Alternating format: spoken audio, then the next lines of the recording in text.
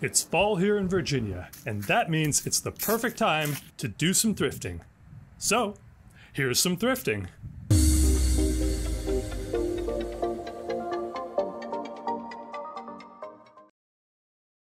Our adventure begins.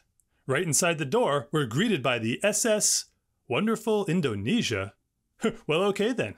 Set sail for pirate booty. Check this out. My local restore set up a retro gaming station to keep the kids entertained while the adults do adult things. I'd argue that it's also for middle-aged 8-bit enthusiasts who refuse to grow up. This store has a large AV section, so let's head there first. You can't miss this wonderfully 80s Panasonic home stereo system. I love the retro futuristic aesthetic wherever it appears, from electronics to car instrument clusters. Ah, the 80s. Right above it is another Panasonic, but from a decade earlier. This shortwave radio seems to be in great condition, and what looks like a high price tag is still way better than the average on eBay. We've got computer speakers of every size and shape. These Altec Lansings were pretty ubiquitous back in the 90s, and were often found bundled with Gateway 2000s if I remember correctly. They offer period-correct looks for your next 486 build, and some speak fondly of their sound. No opinion from this corner. Perched on a precariously placed player, I perceive the presence of this perfectly pristine product. The last disc organizer I found here only cost me 80 cents. This double-wide unit is a bit more, but it's still a sweet find and it's totally coming home with me. After all, I've still got over 300 discs from that estate lot to find permanent housing for. AV stuff, AV stuff, AV stuff. What's this though? Huh, those ports look familiar. Super Scope. I'd never heard of that brand before, but it turns out it's been around forever and still exists today. You may have heard of them by another name, Marantz. This is definitely meant to be used with a computer, but I wonder which one.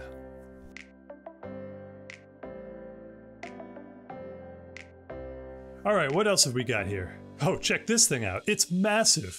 And blue. And it has a built-in record player. Doesn't it seem too new for that? Super T-Bass. High power sound.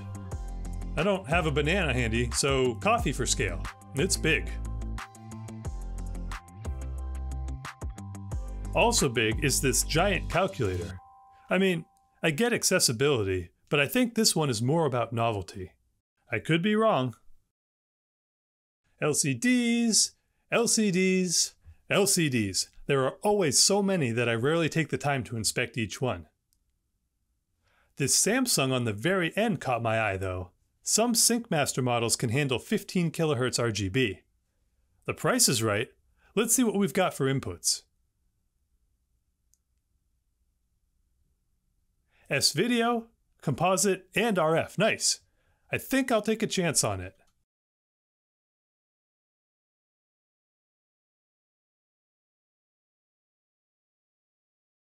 Check out this old school GE clock radio. I've never seen one with a number pad before. Believe it or not, I still use one similar to this that I've had since high school. Shh, don't tell anyone under 40. Nad. You really never know what you're going to find each time you visit. This Heathkit trainer seems like it'd be more at home at a ham fest. I wonder which CIT this is referring to. Capital College doesn't ring any bells either, but it could be from a defunct vocational school. Weird how things just find their way here. Now this is sweet. They've sorted and labeled all of the different cables by type. This will make it a lot easier to find whatever I happen to need in the future. Cables are usually just $1 a piece, so it's really handy to have this within walking distance for when I need a cheap part for a project. Right on the floor is a box full of old power centers. I already picked up a nice one in the last thrifting episode, so I don't need any more of these, but $5 is a great price. I see them going for $20 to $30 on eBay pretty regularly. What have we got here? Sony Micro TV. Neat, I've definitely got to check this out. How does this thing work? Ah, Ah, darn, that's a shame. I've never seen a CRT from the 60s while thrifting, and I still haven't. Alright, let's check out what's in the end cap today. Whoa, 50 feet? This is the longest S-video cable I've ever seen. Ha, monster, of course. Advanced high-resolution video cables.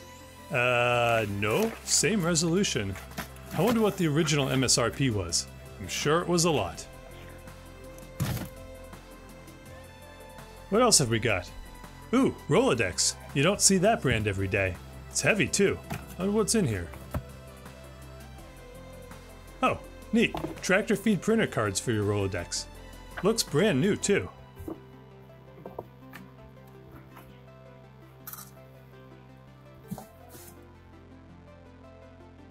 Moving on to the office supplies. Anything interesting here? Oops. You, stay. Ha, that's neat. DVD-Rs that are made to look like reel-to-reel tape. Never seen that before. What else? Hey, it's me! And a Lenovo Yoga tablet. Still an original shrink wrap too. Pretty recent model, made in 2020. No price listed, but still neat to see some modern tech here.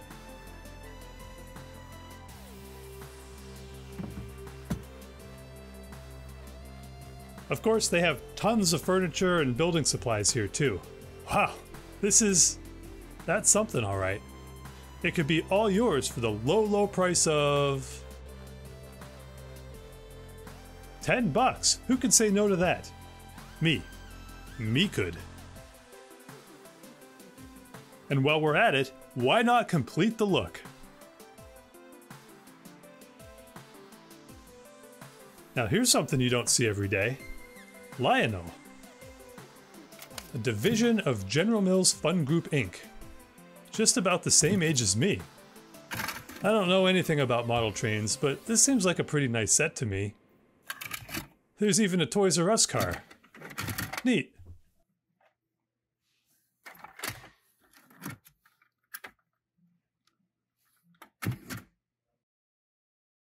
Ah, and there's even more train stuff. Still in the original box even. Authentic G-scale, compatible with all popular brands.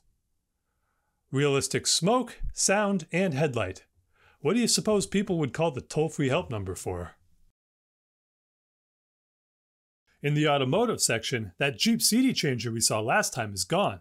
But there's this volt ohm meter made by Knight, a product of Allied Radio Corp. Not rare or anything, but it's a good price. Time to check my favorite spot, the display cases up front. Oh, nice. You'll shoot your eye out, kid. Any good games today? Not really. I swear the sports titles are multiplying in here when no one's looking.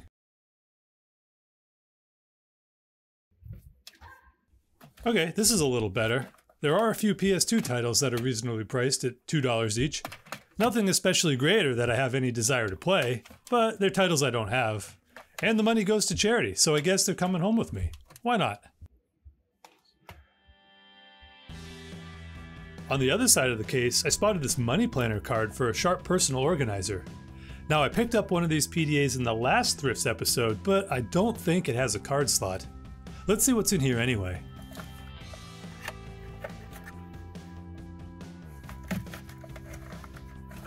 This is really difficult to do while holding a phone. How nice! The PDA itself was crammed in there with the card. This model looks like the big brother of the one I found last time. Since it's only $10, this one's coming home with me too.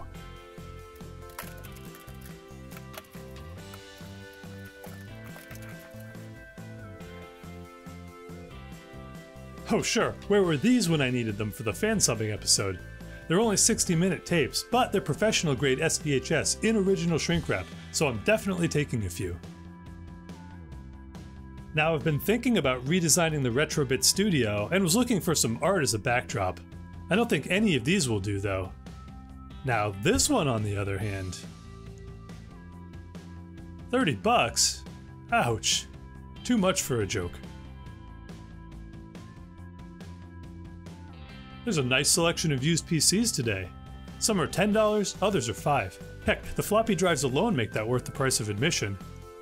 This Toshiba Satellite Pro looks to be in good cosmetic condition, but it isn't working. It'll still make a good project for someone though.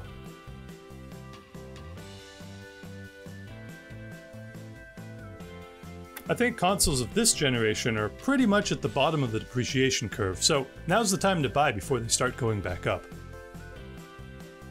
This Power Mac has seen better days, but I'm sure the parts are totally worth the $20 asking price. This Quadra 800 is also in rough shape, but this model packs a 68040 processor. Not exactly rare or hard to find, but it might be nice to have for future use.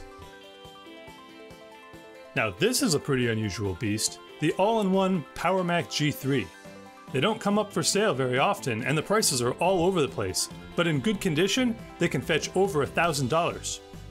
Or more. This example appears to have CRT issues, though it was working when it came in. I bet that keyboard is pretty hard to find too, so it's nice to see the complete set. Ah, a 3-pack of PS2 to AT keyboard adapters for $2. I don't need any more of these, but that's still a good find in my book. Now just look at this silly thing. 8-in-1 TV. Who designed this? And why? It's like some hideous sci-fi Cyclops robot monster head. Oh, it's even weirder in the back. Requires 9 C batteries. How many times was this travesty of engineering re-gifted until it ended up here?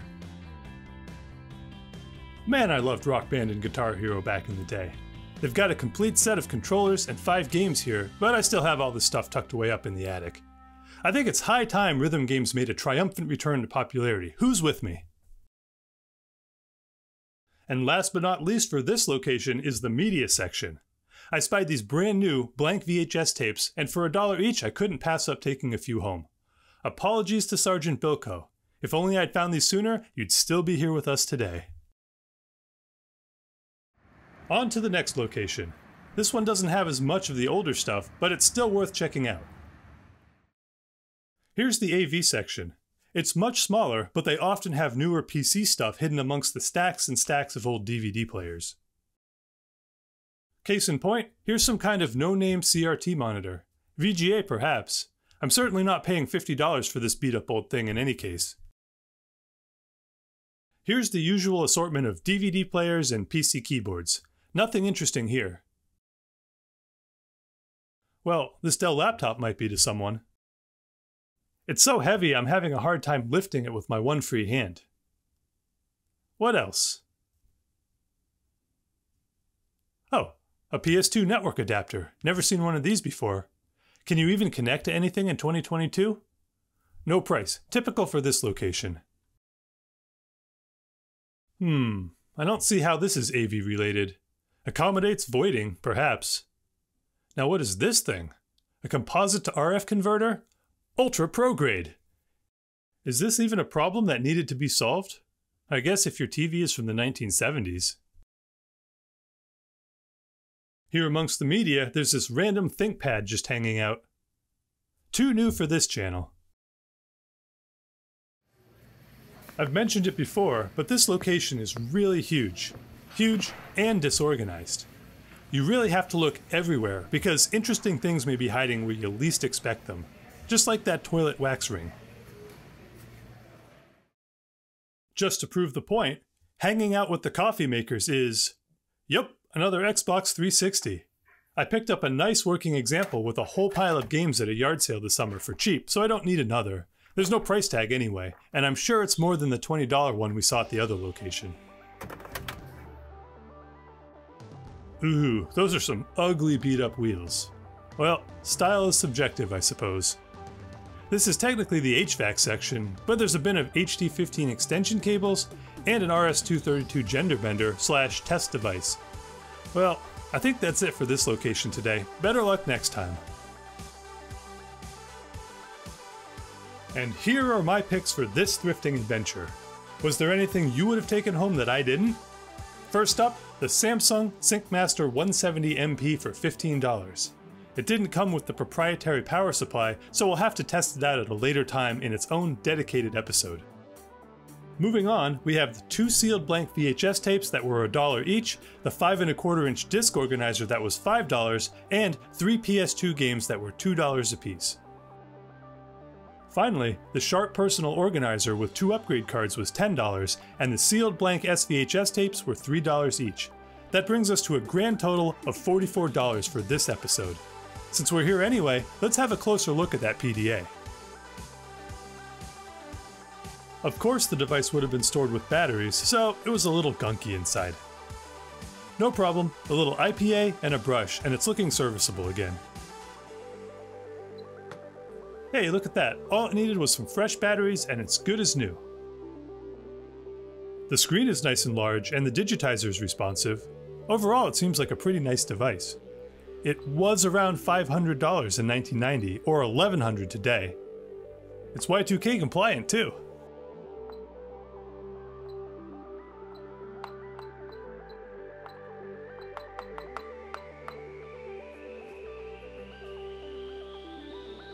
Let's check out one of the cards it came with. How about the 8-language translator? Unlock, eject, insert.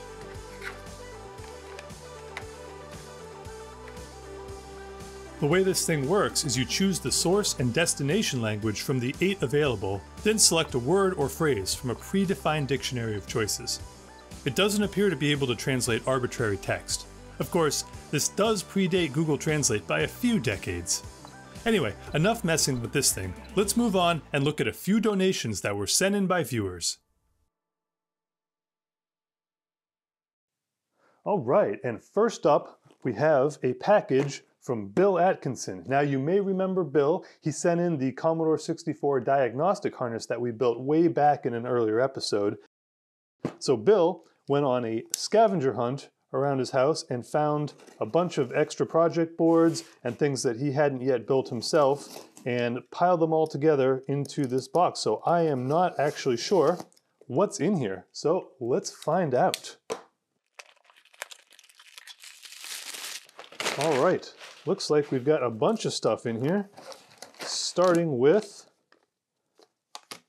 BMC 64 Pi Hat. This appears to be a, well, we'll find out. Let's have a look. Okay, yeah, this is another diagnostic harness and it includes all of the parts needed to build it. So that's cool. Might have to do something with this. Pass it on to someone else who can use it possibly. Oh, another kit here. Let me get all of the parts out and then we can figure out what it is we're dealing with, because there are an insane number of projects in this box. I cannot believe how many things Bill has crammed into here. Okay, yeah, at this point, I don't even know what to say, but thanks, Bill. This is incredibly generous of you, but not only that, you've added an immense amount of work to my, my backlog, so thanks for that as well. Now, let's check out what we've got here.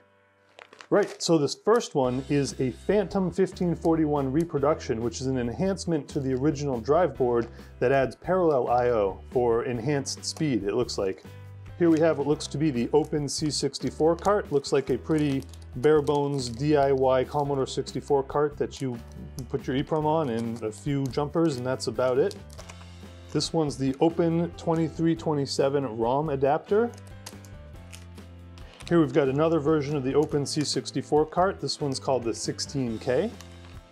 Here is a switchless kernel switcher by BWAC. DIY Neat PLA. Here's what looks to be dual SwinSID Nano SID replacement chips. Very cool. C64 RF modulator replacement. I'm not sure what this does or what benefit it provides, but I will look it up. Here's another PLA replacement board. This one looks like it takes a surface mount PLCC package right on the middle there, so a little bit different from the other ones we've seen. This one here is called the C64 Blinken Diag, and it looks to be a diagnostic cart with a 7-segment display and a whole bunch of LEDs, so I guess it tells you the status of various things as it's running the diagnostics. I've not heard of this one or used it before, but that's pretty cool. We'll have to check it out. We've got the final cartridge 3. I think I actually have one of these fully built commercial one, but here's a DIY version, actually 4 DIY versions of the same.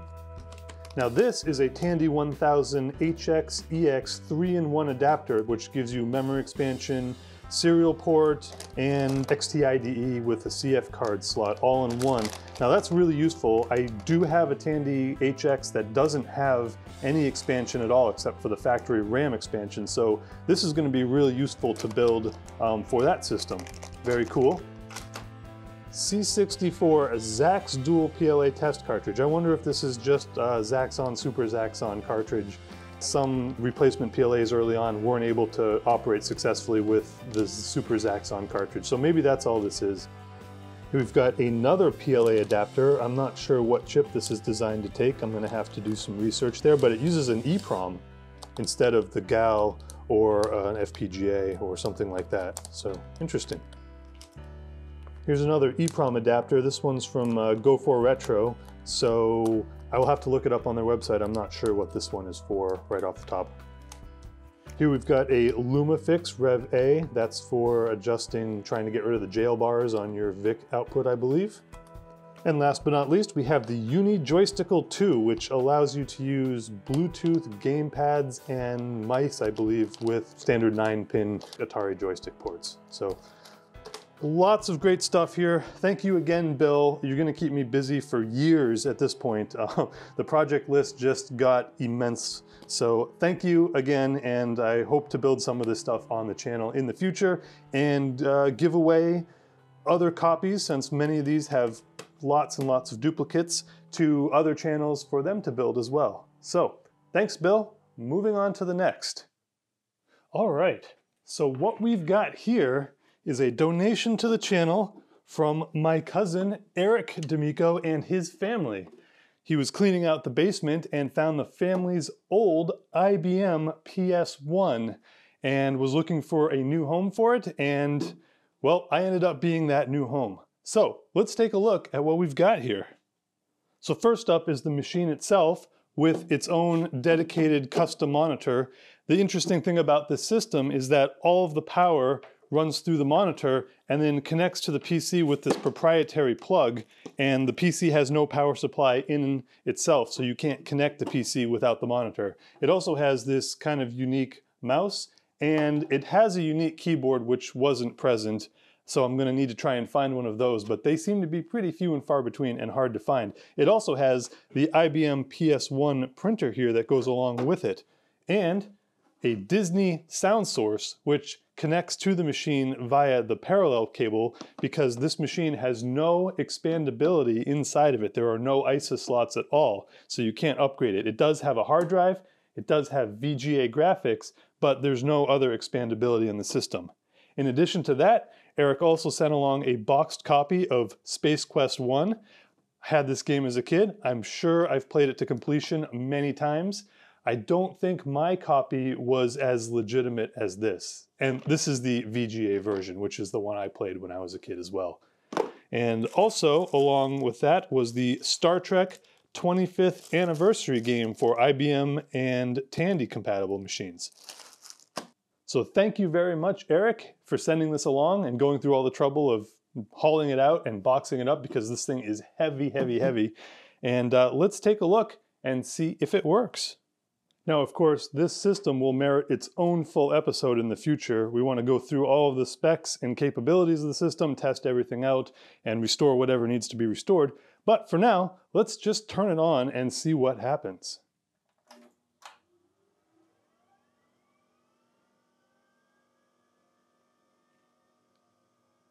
Oh, we've got a cursor. We've got error codes. And we want to press the F1 key. Let me get a keyboard and we'll try again in a minute. All right, so I've hooked up my trusty SGI PS2 Granite keyboard to the machine. Now, I used to work at SGI back in the 90s. That's another story for another day, and I wish I had collected some of the systems back then because they're relatively unobtainium now, but this should do the job. F1 does the job. Haha, there we go. All right, so check this out. The hard drive is empty, but it can boot to this graphical environment from ROM where it thinks it's now 1980, and we can look at information. Looks like some online stuff and some tutorials. We can look at our software. It looks like command.com is on the C drive. What happens? Incorrect DOS version. Well, it looks like we're going to have to format the C drive and install some software, but pretty neat. The system seems to be working. So thank you very much, Eric and family, for sending me this lovely IBM PS1 machine. Right, so next up we have a parcel from our good friend of the channel, Kevin Gonzalez. You may remember him. He's sent in things before, and of course he's been a long-time Patreon supporter of the channel. Thank you, Kevin. Let's see what goodies Kevin has sent us today. Cardboard. We've got cardboard and styrofoam. I have no idea what Kevin sent in yet, so you're finding this out as I am. Let's start with the little box here. I swear I've seen this box before in another life. Maybe you have too. Oops. Well, that's the end of this box's life. Didn't cut it very well. All right, let's see what we've got here. We've got things. Things and stuff. Wait. Oh, okay. We have sockets. Cool. Never have too many sockets. I must go with, yes. We have 4164 RAM chips for Commodore 64 and other machines. That's what the sockets were for. Cool. What have we got here? Oh, I think I know what this is. What these are, perhaps. All right. That is an SNES adapter. So an SNES controller adapter for a standard 9-pin connector. Not the user port one. This is called a, there's no name on it. It's not called anything. Oh, that's pretty cool. All right, so that plugs into the Commodore 64's AV port, and then it gives you a breakout for composite left-right audio, S-video, and audio in, perhaps? This may be, the SID chip has an audio in pin. I wonder if that's what this is about here. No, this is a mono audio jack. Cool, but that's a nice little breakout. It lets you use standard cables instead of requiring a Commodore-specific cable to use with your system. Nice. And last but not least, oh, wow. Okay, a lot of pins in there. Gonna guess, just based on the pin number, this is for an Atari ST. It has a 13 pin DIN connector on the back, perhaps? And it's got a VGA port. Okay, so, well, not VGA, but an HD15 port. So I'm guessing this takes the RGB video from an Atari ST and then breaks it out to a standard VGA style cable. I'm not sure there's an upscaler on this or not. I guess we're gonna have to find out. Cool. Nice, great stuff there. Let's see what else we've got. Oh, another floppy drive. Another floppy drive for an ST. I'm pretty sure, Kevin, you already sent me one of these exactly like this already. And I don't think I sent it back to you, did I? I can't remember. Is this a second one? Or is this the one that's gone back and forth between us several times now? I don't remember. Interesting, okay. And last but not least, some discs. Disc games. For, well, it must be for the, 1541 required. Battle Chess, love that game. Coil Cop, don't know that one. Gauntlet, a perennial classic. Hero, also a classic. Mission Impossible, even more of a classic. Ikari Warriors, great game. Sonic the Hedgehog, I guess that's just a reproduction label for the release that came out, but that's cool. That's a nice little sleeve that it comes with, pretty cool. Commodore 64 128, 256K RU required. Nice. Speedball, cool. Sargon 2, chess game. Star Glider, not familiar with that one. What do we got here? Turrican, copy of Turrican. Turrican 2. And a copy of Zaxxon. All right, cool. Thanks for the discs, Kevin. Can never have too many.